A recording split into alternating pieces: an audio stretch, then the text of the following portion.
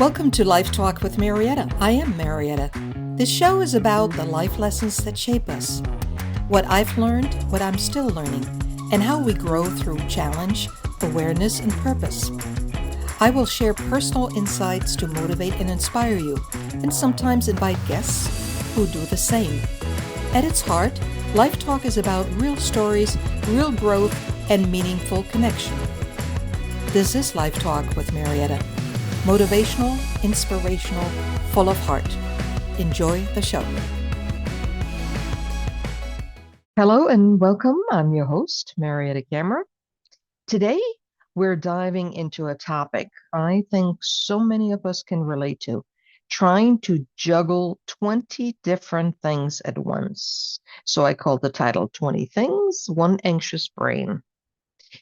And believing we can actually handle it. But what happens when we add anxiety into the mix? Suddenly, you're not just busy, we're overwhelmed. Our brain isn't calm, it's scared, anxious, and scattered. So today's show is about what really happens when we overload ourselves, how anxiety makes it worse, and most importantly, what we can do to take back our focus and our peace. So 20 things, one anxious brain. And we've all been there. We may be there every other day. Oh yeah, people are known for, oh yeah, I can task, no problem. Anyway, let's get with the show. Let's get started. We love to think we can do it. Check emails while cooking dinner, answering texts while in a meeting, scroll while talking to family. But here's the truth. Our brain can't actually focus on two important things at once. Let me elaborate. I do not check my emails when I'm cooking. When I'm cooking, I am concentrating on what I'm doing. Otherwise, it just won't work out. When I'm driving in the car,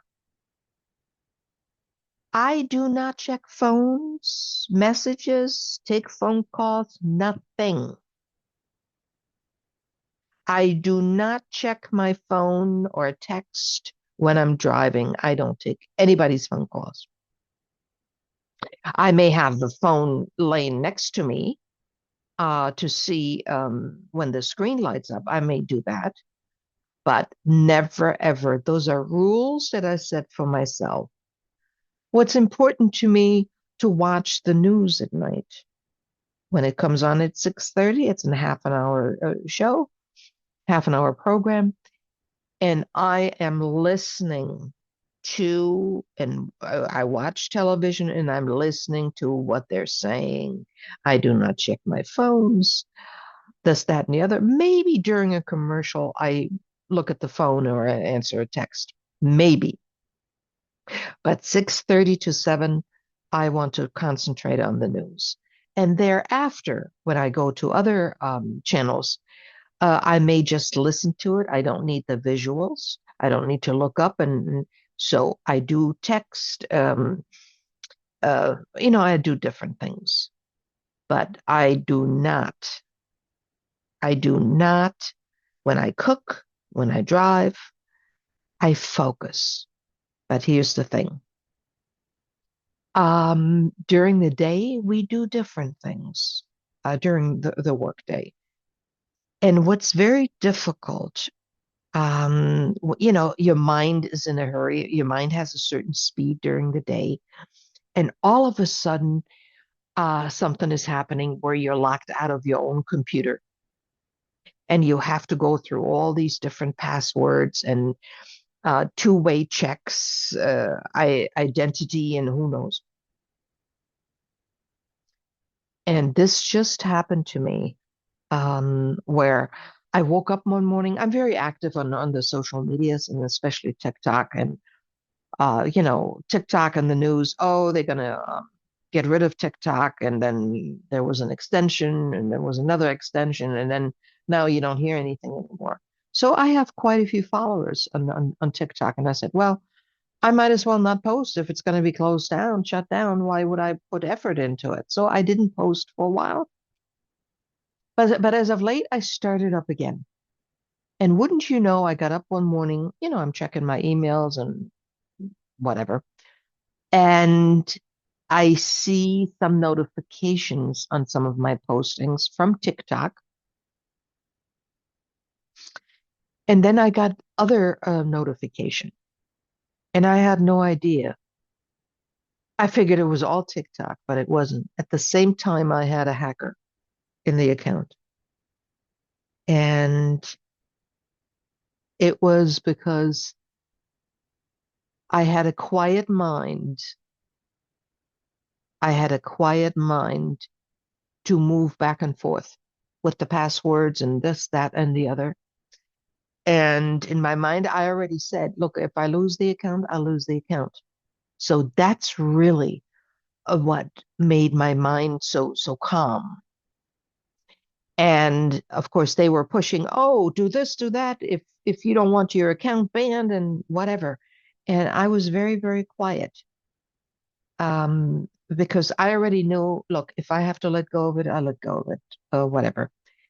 And but just if you have these situations during a workday where, you got to go into a meeting, you got to do this, you got to do that, and all of a sudden a problem like that comes up, and you feel this anxiety, and that's what that's really the point that causes mistakes. So I feel if I have to solve a technical problem, since I'm not a technical professional, um, I do best reading directions and figuring it out when I have a calm mind, which is actually at the end of the day, if I'm not too tired. That's when I do best. Or correcting it in the morning, I do best. But when you have a hurried mind and a scared mind, like for instance, that TikTok told you, hey, if I lose it, I lose it. I wouldn't like it. I would feel sad about it, but not, wouldn't be, my life wouldn't be destroyed. But I was able to handle it. Now, many situations come up during the day when somebody gets you excited, somebody gets you pissed off, and then you have all these little details of different things to solve, and your mind, you're full of anxiety. It's very tough. Just think a little bit, some of the things that come into your life. But anyway, why do people still think they can multitask when science says we can't? Well, because it feels productive, we feel busy, so we assume we're getting more done. But in reality, our brain is rapidly switching back and forth, and every switch costs us energy. Okay, so we know that. Okay, but we're doing good.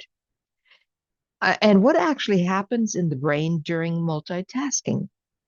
It's like a computer with too many tabs open. The processor slows down, the brain burns fuel faster, and we end up tired and less effective. And if you stay with the same topic, let's just say you're creating um, an ad, let's just say, or you're creating a designing a dress, let's just say, and that's what you do all day long. You don't take any phone calls, you don't try to solve any problems because the kid is not doing well in school. You need to talk to the teacher, all of the stuff. If you can just stick with that one thing and get it done, because you have deadlines as well, we're doing well. We're doing well with that. But the minute we try to put other things into our day, and that's normal, we don't just work on one thing each day. Absolutely not. But I'm just saying, if we could just stick to one or two things, and some days it does happen like that. Excuse me. But then we're doing well. And a business owner like myself, I'm used to doing all kinds of things, except I got to be mindful when problem solving needs to be addressed. I cannot do design task, or acquisition task, because it takes a different energy. Anxiety hijacks attention. Instead of calmly moving between tasks, what I said, the anxious brain is scanning for danger. Every ding of a phone or unfinished item on the list feels urgent, and the stress multiplies. So, what are the signs multitasking is backfiring? You keep rereading the same sentence. You forget what you were doing, or you end the day exhausted but unsure of what you actually accomplished. I have never reread the same sentence, but I have forgot where I was going, lost my train of thought, in other words, or and felt exhausted at the end of the day, and I was unsure what I actually accomplished. Yeah, I guess that's normal. Now, also, why do we take on too much? So, why do we think we can handle 20 things at once? People are overcommitting because of fear of missing out, fear of disappointing others, and the belief that being busy equals being valuable. Yeah, that's true. Sometimes we're just trying to catch up and we're just doing it all. You know what happens to me? There are days when you're less productive and things when you feel like that, and little things that would take one, two, three become a big deal. So many times I put them on a list again for the second time. Maybe for a third time, but not really. Shopping, yes. If I go food shopping, that goes on the list three, four times, yes. But nothing, no other things. A second time on the list, yes.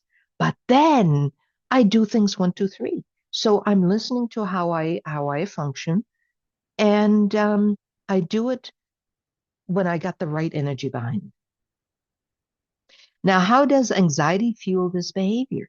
Anxiety whispers, no kidding. If I don't do it all, something terrible will happen. No, not really.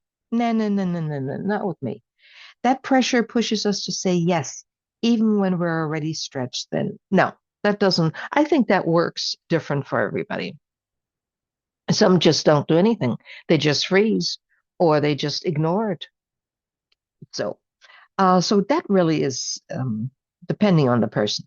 What role does people pleasing play? Many of us want to be liked. Yeah, sure. So we say yes when inside we want to say no. Anxiety makes that boundary even harder to set. No, I have to say I'm not a people pleaser. If I don't want to do something, I won't do it. And I will say it. And I will say it in a very nice way. And I have said yes to something. Or I have made statements, let's see, to my family. I will cook for you. I will cook for you on such and such day. I have done that on occasion and then not delivered because I say I don't really feel like it. I have done that. But the last 35 years, I have to tell you, I'm very proud of myself. When I say something, I will do it. And I have told the kids, my grandkids, of course, they're 22 and 21 now, but when they were little, and I promised to make pancakes, which is a process in itself, the various stages. Oh my God. Till you have one pancake done, it's incredible. And I've never said to them, I will make you pancakes this week and not deliver it. Because the kids were waiting for it. And they grew up that way. So when I say something I'm gonna do it, I will do it. What happens when we say no? Well, what should happen? Do we feel resentful, overwhelmed, or depleted? Instead of shining in one or two areas, we burn all across the areas. Wait a minute.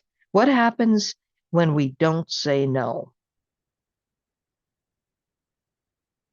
Well, of course, you're going to feel depleted and overwhelmed, and we feel resentful. That's right. Because when I make a statement, I'm going to make pancakes for you on Friday, and it's Monday, and I'm really full of joy and full of energy. and Wednesday comes and Thursday, and I'm tired. And oh, tomorrow I got to do the pancakes and need to set aside 2 hours, and I'm tired and I can't stand on my feet and whip the pancakes up. So, yes, I do feel resentful that I made that statement, but it's my own fault. It is my own fault. And I think we should be able to say, stand up for ourselves and say, look, it's not going to work out this week. I'll try to make it as soon as I can. I have started doing that too. And I feel a little um, guilty when I do that.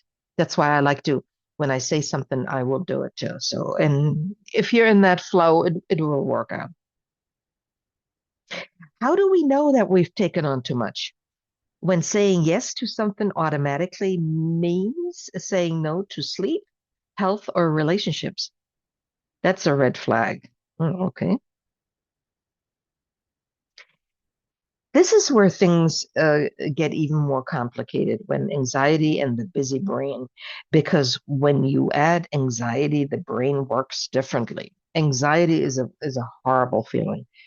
And I have to tell you, every time I go into my TikTok account or in any other account, I am full of anxiety because I'm still feeling, did the hackers get anywhere else? And it instantly creates, while I'm checking, it instantly creates anxiety. And to get rid of that anxiety, to to get rid of it so you can move on to other things, what you have to do.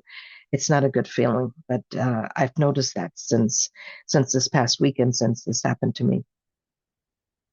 What does anxiety do focus on? It hijacks it. Instead of focusing on the task, your brain obsesses.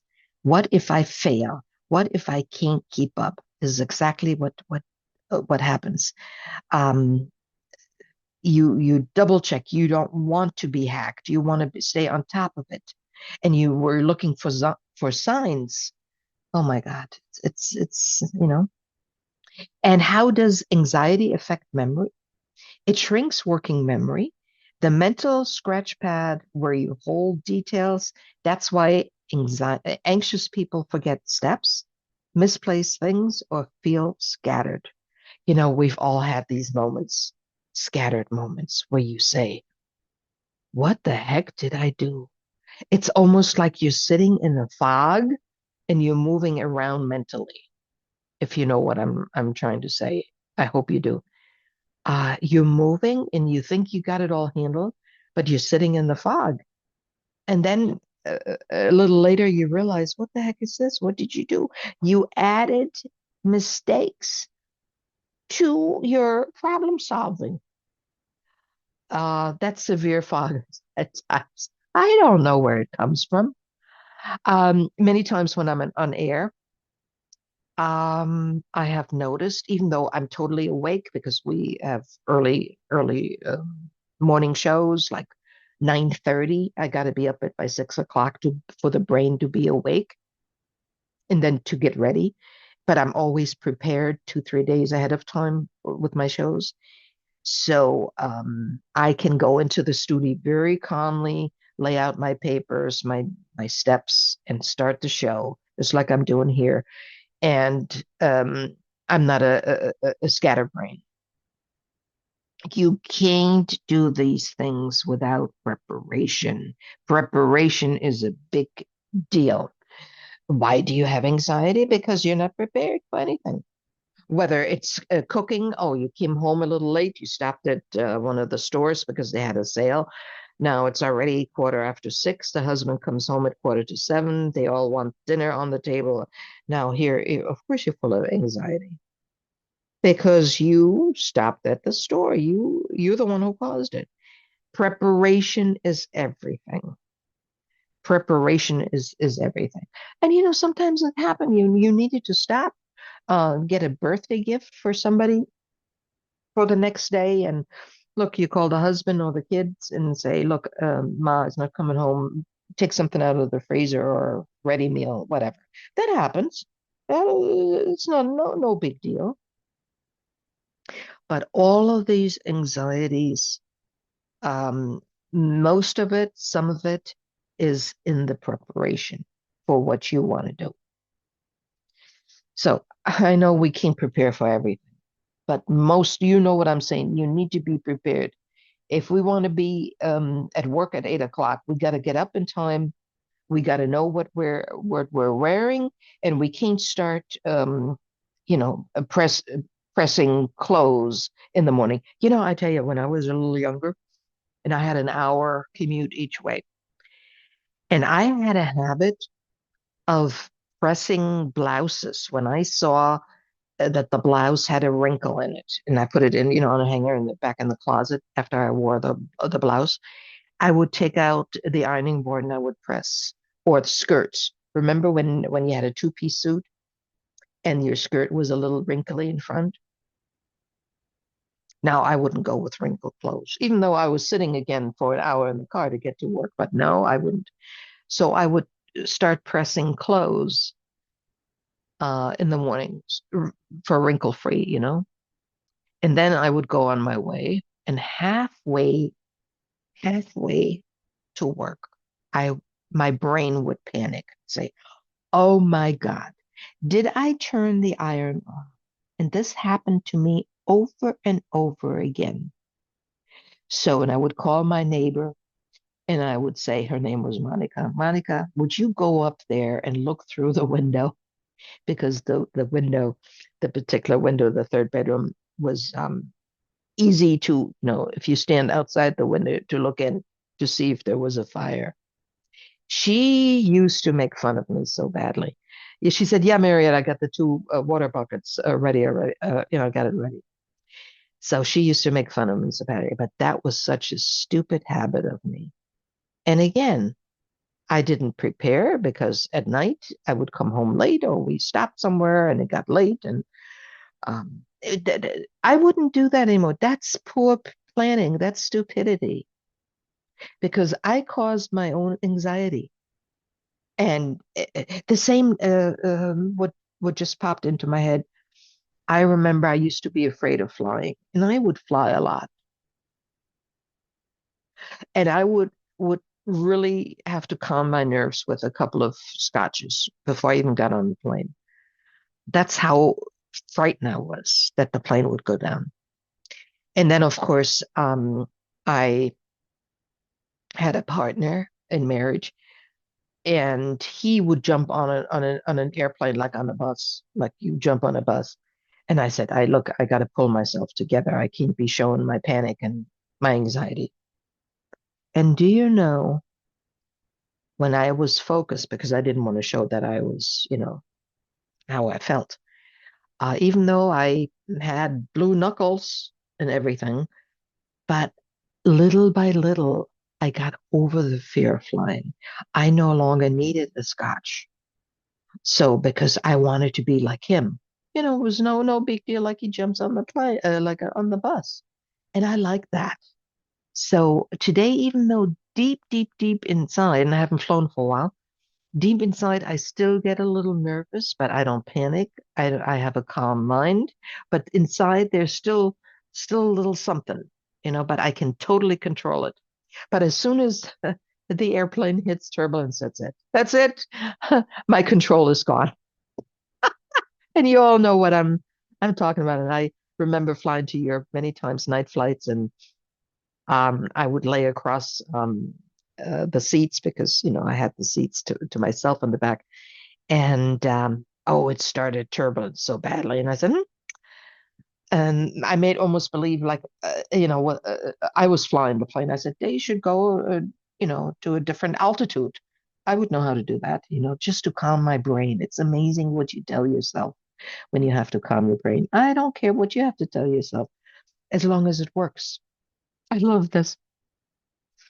Can anxiety cause procrastination? Absolutely. Fear of making a mistake can freeze you. You delay, and this applies to also me, myself, uh, especially when you work with technical things, with passwords and everything. So the fear of making a mistake, or when I work on websites, before I knew everything could be restored, before I even knew that. So absolutely, you freeze, um, a fear of making a mistake. So delay, you delay starting, which makes the task loom even larger. I totally get it. What's the physical side of anxiety when multitasking? Racing heart, yeah, true. Shallow breathing, I don't know about my breathing. Tense muscles, yes, I know that. The body is fighting a battle while your mind tries to juggle tasks. Just picture that. The body is fighting a battle while your mind tries to juggle tasks. Yeah, I understand. How does anxiety impact decision making? Oh, very poor. It pushes us into survival mode. Instead of thoughtful choices, we react impulsively or second guess ourselves endlessly. I never discussed um, certain topics during my radio program that made me very emotional. For a long time, I couldn't talk about divorce or different scenarios. I couldn't because it would make me mad and it would make me very emotional. Therefore, I would lose my focus. And there you go. My brain would have been totally lost in limbo.